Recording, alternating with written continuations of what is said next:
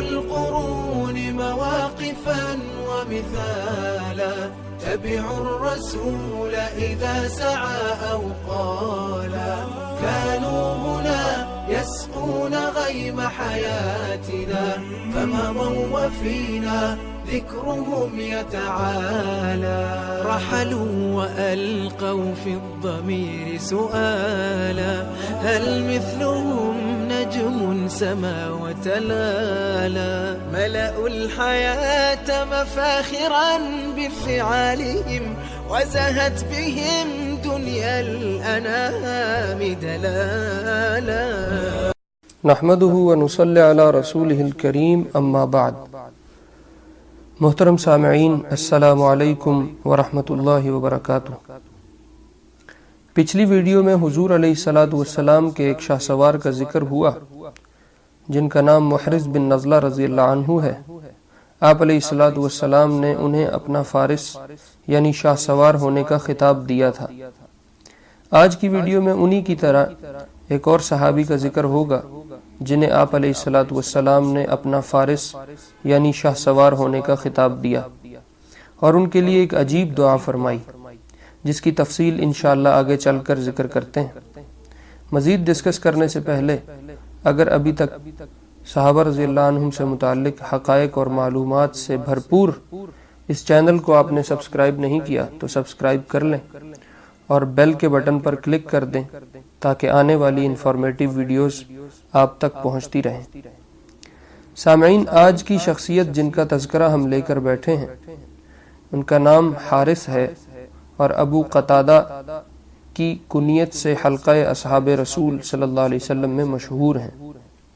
انصار کے مشہور قبیلہ خزرج کی شاخ بنو سلمہ سے تعلق رکھتے ہیں۔ والد کا نام ربعی بن بلدمہ اور والدہ کا نام کبشہ بنت مظہر ہے جو بنو سلمہ ہی سے تعلق رکھتی تھیں۔ ہجرت نبی علیہ السلام سے تقریباً 10 سال پہلے مدینہ میں ان کی ولادت ہوئی۔ بیعت عقبہ میں ابو قتادہ رضی اللہ عنہ مسلمان ہوئے اور تمام غزوات میں شامل ہوئے۔ البتہ کم عمری کی وجہ سے غزوہ بدر میں ان کی شرکت میں اختلاف ہے۔ بعض حضرات کے ہاں بدر کے غزوہ میں بھی یہ شریک ہوئے اور بعض حضرات کی رائے یہ ہے کہ یہ اہل بدر میں سے نہیں ہیں۔ حضور علیہ السلام نے ان کے لیے فرمایا تھا خیر فرساننا ابو قتادہ وخیر رجالتنا سلمۃ بن الاکوع، کہ ہمارے بہترین شاہ سوار ابو قتادہ ہیں شاہ سواروں میں سے، اور بہترین پیادہ سلمۃ بن الاکوع ہیں پیادوں میں سے۔ غزوہ احد میں ابو قتادہ رضی اللہ عنہ کی آنکھ نکل پڑی تھی۔ حضور علیہ السلام نے اسی کی جگہ آنکھ کو واپس لگا کر اپنا لعاب مبارک لگا دیا تو یہ آنکھ دوسری آنکھ سے بھی زیادہ روشن اور خوبصورت ہو گئی تھی۔ ایک دفعہ نماز پڑھ رہے تھے کہ رسول اللہ صلی اللہ علیہ وسلم نے انہیں دیکھا، یہ بار بار اپنے لمبے بال سمیٹ رہے ہیں جو لمبے ہونے کی وجہ سے انہیں تنگ کر رہے تھے۔ آپ علیہ السلام نے ارادہ فرمایا کہ ان کے بال کاٹ دیے جائیں، تو یہ کہنے لگے یا رسول اللہ صلی اللہ علیہ وسلم، اگر آپ میرے بال چھوڑ دیں تو میں آپ کو راضی کروں گا۔ حضور علیہ السلام نے ان کے بال چھوڑ دیے۔ چنانچہ غزوہ ذی قرد کا قصہ بیان کرتے ہوئے جس کا تذکرہ اس سے پچھلی ویڈیو میں ہو چکا ہے، ابو قتادہ رضی اللہ عنہ فرماتے ہیں کہ میں اپنے گھر میں اپنا سر دھونے بیٹھا تھا اور ایک سائیڈ دھو چکا تھا جب میں نے اپنے گھوڑے جرو کے ہنہنانے اور پاؤں رگڑنے کی آواز کو سنا تو مجھے یقین ہو چلا کہ کوئی مدینہ پہ جنگ مسلط ہو گئی۔ میں سر کو پورا دھوئے بغیر ہی کھڑا ہو گیا۔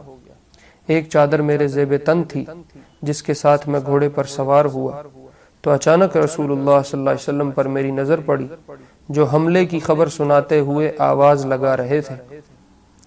میں نے چلتے چلتے مقداد بن اسود رضی اللہ عنہ کو کراس کیا کیونکہ میرا گھوڑا ان کے گھوڑے سے قدرے تیز تھا۔ جب محرز بن نزلہ رضی اللہ عنہ کو عبد الرحمن بن عیینہ مسعدہ نے شہید کیا جو ان کے آگے آگے تھے تو میں نے سوچ لیا کہ یا تو محرز کو شہید کرنے والے مسعدہ کو قتل کروں گا یا خود مر جاؤں گا۔ چنانچہ میں اس پر حملہ آور ہوا اور اسے گھوڑے سے محرز رضی اللہ عنہ میرے سے پہلے گرا چکے تھے، چنانچہ میں نے اسے قتل کیا اور میری چادر اسی پر گر پڑی۔ لوگوں نے چادر دیکھی تو سمجھے ابو قتادہ خود شہید ہو گئے، لیکن آپ علیہ السلام نے گزرتے ہوئے فرمایا یہ ابو قتادہ نہیں ہے بلکہ اس کے ہاتھوں قتل ہونے والا مقتول ہے۔ پھر حضور علیہ السلام نے مجھے پا لیا تو فرمایا اللہم بارک لہ فی شعرہ و بشرہ افلح وجہک یا ابا قتادہ، اے اللہ اس کے بالوں میں اور اس کی جلد میں برکت دے، تیرا چہرہ فلاح پائے اے قتادہ، ابو قتادہ۔ پھر فرمانے لگے قتلت مسعدہ، تم نے قتل کیا ہے مسعدہ کو؟ میں نے کہا جی حضور، آپ کا چہرہ بھی فلاح والا ہو، میں نے ہی کیا ہے۔ تو آپ علیہ السلام نے میرے چہرے پہ نشان زخم دیکھ کر فرمایا یہ کیا ہے؟ میں نے عرض کیا یا رسول اللہ تیر لگا ہے۔ یہ سن کر آپ علیہ السلام نے فرمایا میرے قریب ہو جاؤ۔ تو آپ علیہ السلام نے اس پر ہلکا سا تھتکار دیا، جس کی برکت سے اس زخم نے مجھے کبھی تکلیف نہ دی اور نہ ہی چہرے کے لیے یہ زخم میرے لیے عیب بن کر باقی رہا۔ حضور علیہ السلام نے مجھے مسعدہ کا گھوڑا اور اسلحہ مرحمت فرما دیا۔ سامعین، لگتا ہے کہ یہ گھوڑا دراصل مسعدہ کا نہیں بلکہ محرز بن نضلہ رضی اللہ عنہ کا تھا، کیونکہ مسعدہ کے گھوڑے کی ٹانگیں تو محرز رضی اللہ عنہ پہلے ہی کاٹ چکے تھے۔ غزوہ حنین میں رسول اللہ صلی اللہ علیہ وسلم نے انہیں ایک زرہ دی جو انہی کے ہاتھوں قتل ہونے والے کسی کافر کی تھی، جسے انہوں نے حاطب بن ابی بلتع رضی اللہ عنہ کو 7 اوقیہ چاندی کے بدلے بیچ کر بنو سلمہ کے محلے میں ایک باغ خریدا اور اسلامی تاریخ میں جائیداد بنانے کی پہلی مثال قائم کی۔ آپ علیہ السلام نے ابو قتادہ رضی اللہ عنہ کی سربراہی میں ایک سریہ نجد کی طرف بھی بھیجا جو 15 افراد پر مشتمل تھا۔ یہ اس سریہ میں 200 اونٹ اور 2000 بکریاں لے کر واپس آئے اور بہت سے قیدی غلام بنا کر بھی لے کر آئے۔ پھر تقریباً 1 مہینے بعد بطن اعظم نامی جگہ کی طرف بھی انہی کی سربراہی میں حضور علیہ السلام نے سریہ روانہ فرمایا۔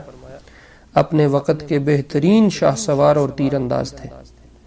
پھر فارس کی اسلامی فتوحات میں بھی شریک رہے اور فتنے کے زمانہ میں علی رضی اللہ عنہ کے ساتھیوں میں سے تھے۔ اولاد میں 4 بیٹے اور 2 بیٹیاں مذکور ہیں، جن کے نام عبداللہ، عبد الرحمن، ثابت، عبید، ام البنین اور ام ابان ہیں۔ تقریباً 70 سال کی عمر انہوں نے پائی اور حضور علیہ السلام کی دعا کی برکت سے وہ جو آپ نے دعا دی تھی کہ اے اللہ اس کے بالوں میں اور جلد میں برکت دے، اس کی طفیل آخری وقت تک چہرہ بالکل جوان اور تر و تازہ رہا کہ ایک بال بھی سفید نہ ہوا اور چہرے پہ ایک جھری تک نمودار نہ ہوئی۔ گویا 15 سال کی عمر معلوم ہوتی تھی جب ان کا انتقال ہوا۔ تقریباً 105 احادیث ابو قتادہ رضی اللہ عنہ نے روایت کی ہیں۔